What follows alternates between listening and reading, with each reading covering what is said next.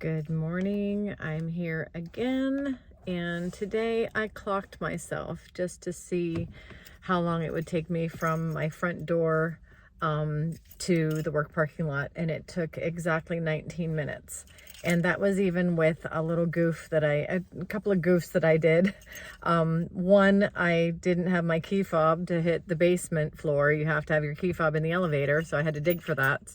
And that took a little time off. And the other thing that I did was when I got in the parking garage, I overshot the turn, had to go all the way back around to go down the little loop-de-loo thing. I park on the 4th floor. So anyway, that probably took a minute. So I'm thinking 18 minutes is my commute. It used to be about 10 minutes.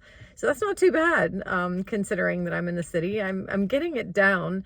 And the reason I wanted to share this is it's not completely meaningless that I'm just telling you about my commute time and what it takes to get out of the building.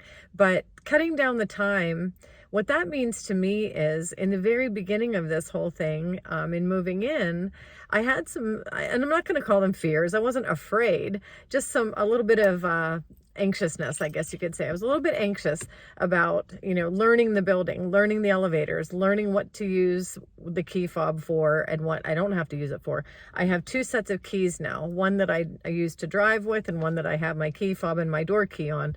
I actually have a spare door key on this one. I arranged everything to make it easy for myself, but getting used to going out a door of a house into your driveway and pulling out and onto the road is one thing, but getting down out of a high-rise building and into the parking garage and out of the parking garage is quite another thing. I walked into the garage this morning and said, I feel like I'm at the airport, but it's all a learning experience. So before I continue, please like and subscribe. Please share my channel. If you like the content, please comment whether you agree with me or not. Today, I don't have a lot of things that I'm not talking about anything that's really controversial. I'm just sharing my experience with moving from the country to the city. And having been a country girl all my life, I have driven in cities before, but I've never lived in one. So I don't understand the whole concept of traffic and downtown traffic. I don't understand the whole concept of a building and a parking garage and doing that daily. I've used those things before and I've been in those places before, but I've never had to function in a building like that before. So it's all new. And when they say step out of your comfort zone, I'm gonna have to say, yeah. As I was going home last night, I pulled into the parking garage. I found a spot. I got some stuff out of my car and went upstairs.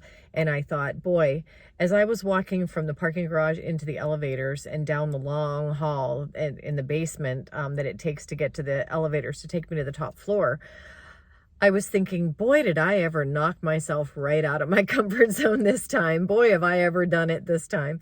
But that's a good thing. I'm every time I've ever gotten into too much of a comfort zone. No, I'm not telling everybody they have to shake themselves constantly.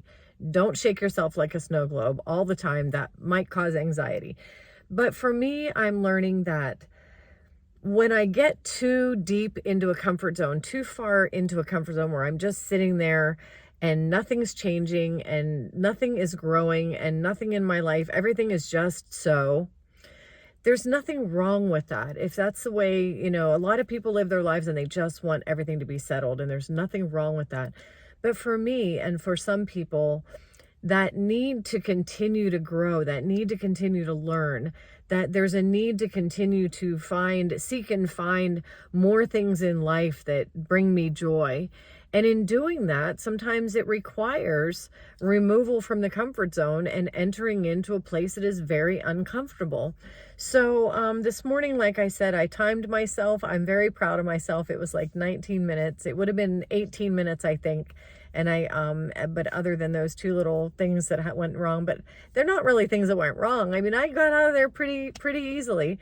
And the more I do it, the better off things are going to be, and it's just going to be old nature. nature. And so I think the lesson to that, oh, there's another thing that I did. I'm learning how to get from the city. You take a particular exit entrance onto the highway, and then you have to stay in a particular lane so that you can get over. And there are a lot of trucks and cars on that highway. They don't let you over. So you got to kind of know what lane, well, I do, and have to know what lane I'm going to be in so that I can get myself over more easily.